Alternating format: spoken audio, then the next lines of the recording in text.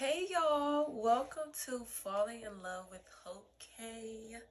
The content has made it out of the group chat. I have decided to stop talking about it and just do it. Falling in Love with Hope K is going to be everything spirituality, falling in love with God, falling in love with yourself, health, wellness, and just falling in love with life. Everyone talks about how difficult adulting is, and I really don't think it has to be. Everyone talks about how difficult being healthy is, and I really don't think it has to be. Everyone talks about how difficult it is to live holy, and I really don't think it has to be.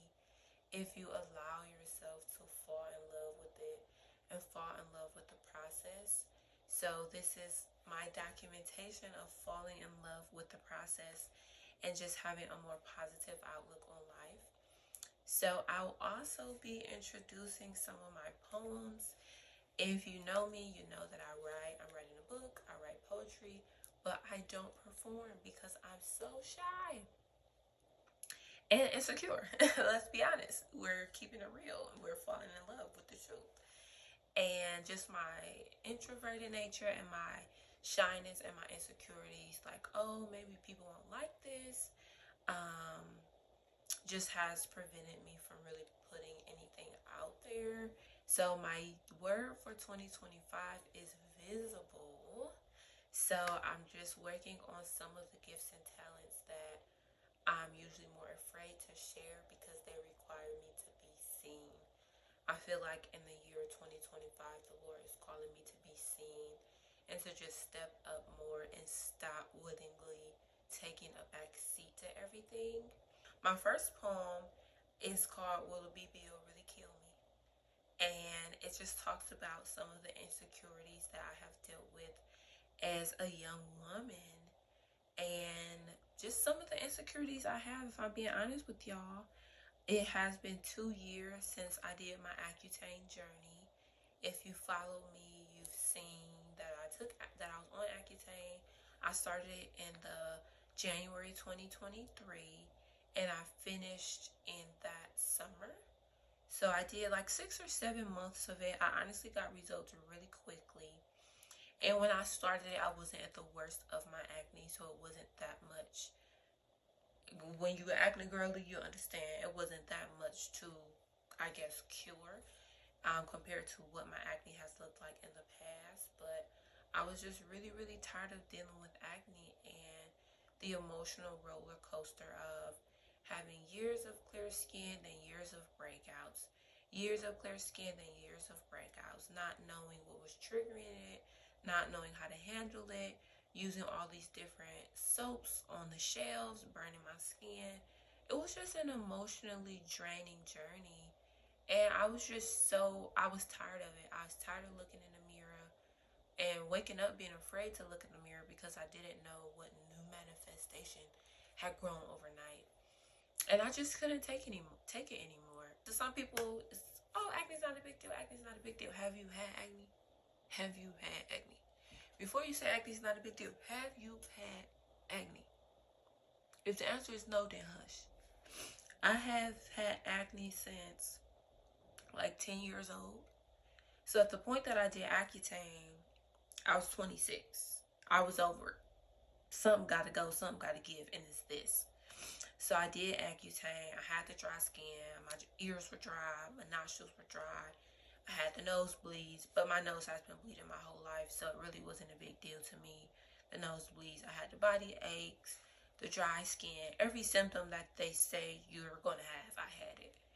And I wouldn't say that it was severe. My lips were so crusty. Like, I had a horrible suntan. Like, they say your skin is very sensitive to the sun on Accutane, and that's very true. I was orange. My face on my skin was about 6, 7 shades darker than the rest of my body, and it was really, really annoying. But I would say the outcome was worth it, but it was difficult. It was a difficult journey. And if you're considering Accutane, I would definitely say do your research, do your research, do your research. They're always coming out with more research about these medications, and I'm like, Lord, I prayed before I got on it because I was so anxious. Like, Lord, am I about to die trying to do Accutane so I can stop being insecure? But I just couldn't take it no more, and I prayed about it, and I said, Lord, guide me and keep me, and that was the hill I was willing to die on. Having acne for 16 years, it was not another face wash that you could sell me to get my skin clear. I just needed to be done with it.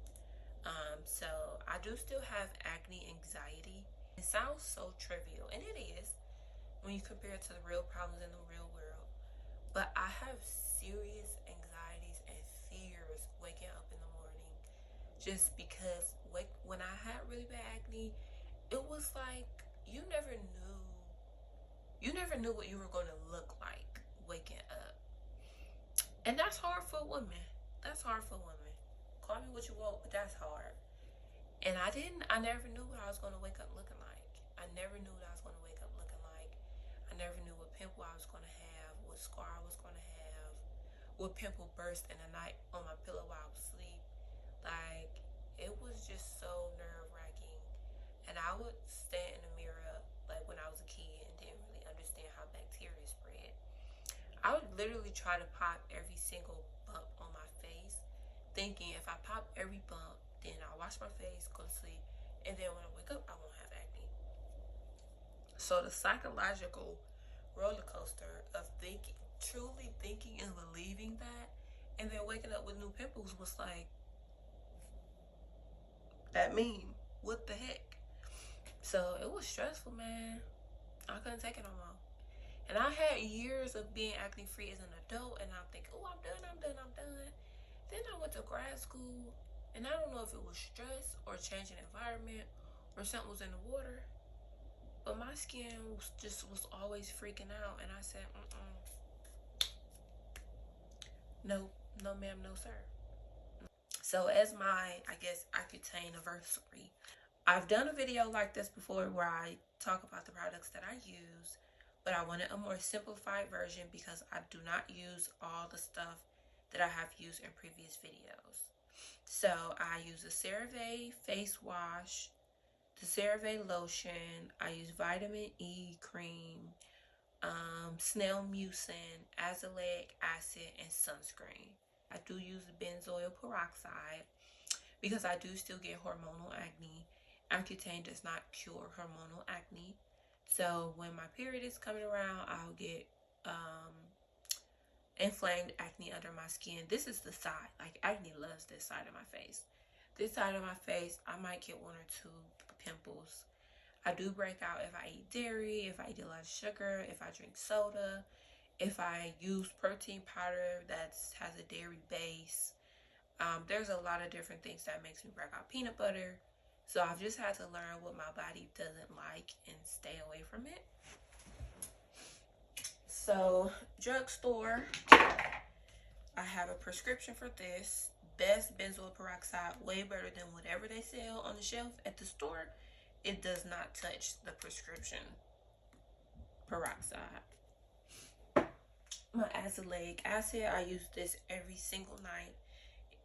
My dermatologist is a woman of color, and she recommended it for women of color because it helps with hyperpigmentation, and acne scars or inflamed acne leads to which leads to inflammation, which leads to hyperpigmentation, which is the dark spots that you see in your face. And this is good for women of color because it will fade those dark spots without making you look like you bleached your skin. I also use vitamin E for dark spots, as well as snail mucin just to help with my overall skin moisture. I literally love this stuff. Both of these things. And then my CeraVe, I don't really know how to say this. Whatever way it comes out my mouth, when I open my mouth, that's what it's called. Daily moisturizing lotion. And then my sunscreen I use every day by Acne Skincare Expert. So I hope y'all are excited for more that's in store for Falling in Love with Hope K. In case you didn't know, my middle name is Hope, and my last name begins with a K, so Hope K. You know, this is my year of being visible, and if no one else sees me, God God sees me and I see me. So I hope that you find something about yourself, about the Lord, and about your life to fall in love with.